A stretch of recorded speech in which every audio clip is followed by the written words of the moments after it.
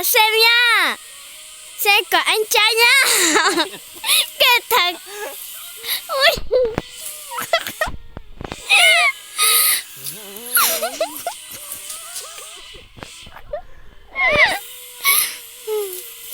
Các bạn xem nha. Nó cười thật đấy.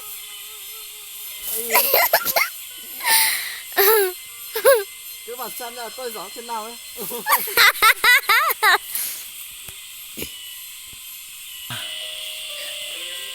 Các bạn xem tao nè. Tao giỏi như thế nào á.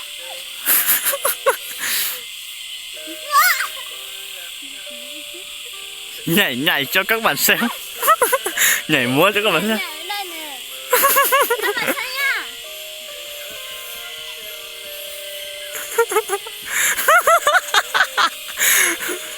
Buồn cười thật.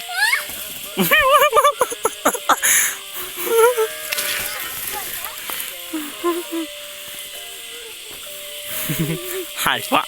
Hay quá. Cái này nhảy thì là tính lên để vớn răng luôn.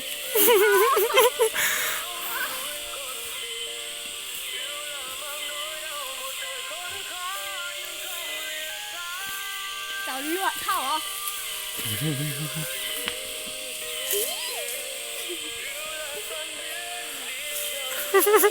Không có hai cái cây này thì chết ạ.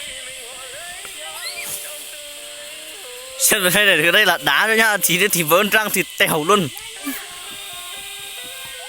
Mày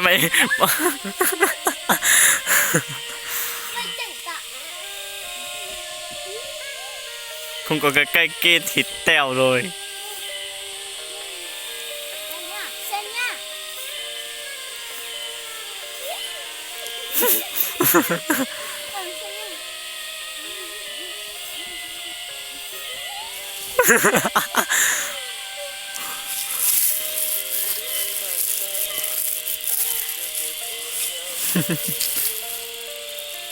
Đến tìm ốc nha các bạn, nhưng mà chơi một tí đây thôi nha. Tìm ốc là xung quanh. Đây nha. Các bạn xem nha. Giỏi quá luôn đấy. Giờ nhưng mà chưa giỏi tí. Các bạn xem cái cây này nhá. Ui rồi đẹp quá luôn. Cái cây này Giỏi quá. nhảy múa thì rất là giỏi luôn cái này ha. Nha. To mày thao phù mình nhảy luôn.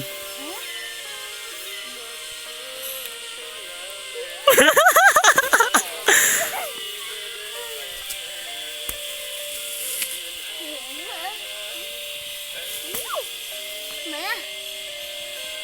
Wow.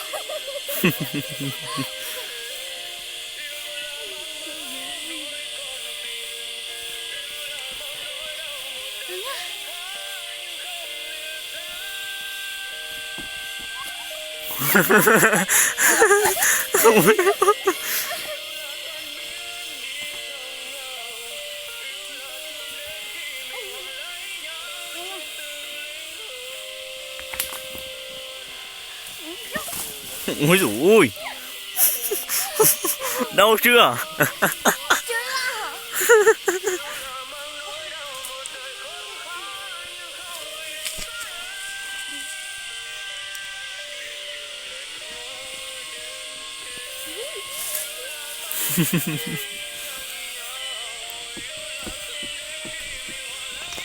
Ôi,